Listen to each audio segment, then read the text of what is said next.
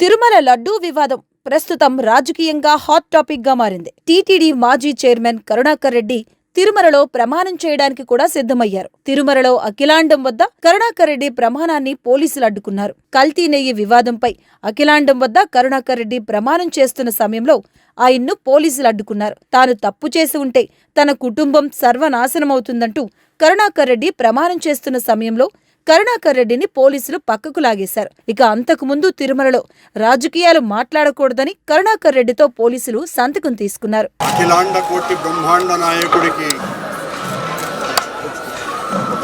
91 సంవత్సరాల టీటీడీ పాలక మండలి చరిత్రలో 3 సార్లు పాలక మండలి సభ్యునిగా, 2 సార్లు తిరుమల తిరుపతి దేవస్థాన అధ్యక్షుడిగా అవకాశం ఇచ్చిన మహామూర్తి శరణాగతి తండ్రి గత కొద్ది రోజులుగా నా మనస్సు కలత చెందుతోంది. నిప్పుల కొలిమిలో నిలబడినట్టుగా ఉంది. సర్వ జగత్రక్షకుడైన ఈ క్షేత్రంలో క్షుద్ర రాజకీయ మాటలు మాట్లాడటం నిషిద్ధం, అపచారం. అంతటి పవిత్ర పుణ్యక్షేత్రమైనటువంటి నీ ఆలయంలో దేవదేవా,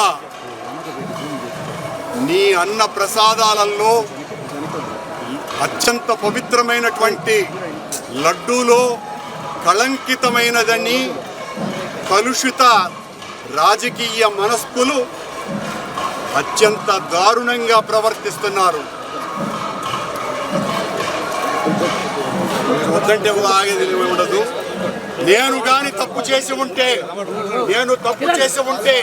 నేను నా కుటుంబము సర్వనాశనమైపోవాలని నేటిలో నేను ఏ రకమైనటువంటి తప్పులు జరిగి ఉన్నా సర్వనాశనమైపోవాలని ఆ దేవదేవుడిని ప్రార్థిస్తున్నా.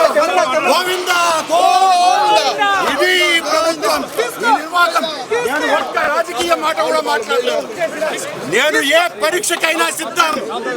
ఒక్క తప్పు చేసి ఉంటే నేతిలో నేను కలంకితమైనటువంటి పదార్థాలు కలిపి ఉంటే మా హయాంలో ఏ శిక్షకైనా సిద్ధం.